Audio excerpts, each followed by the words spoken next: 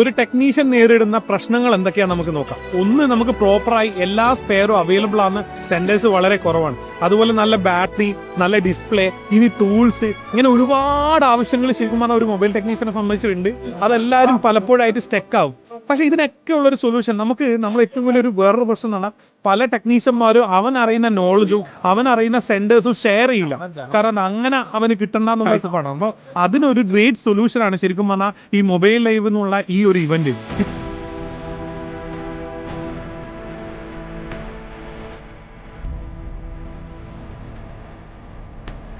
ഇതിൽ ഒരുപാട് തവണ വന്നിട്ടുണ്ടെങ്കിൽ ഈ പ്രാവശ്യം ഡിഫറെൻ്റ് ആയിട്ടുള്ള ഒരുപാട് ഡീലേഴ്സിനെ കാണാൻ വേണ്ടി പറ്റി.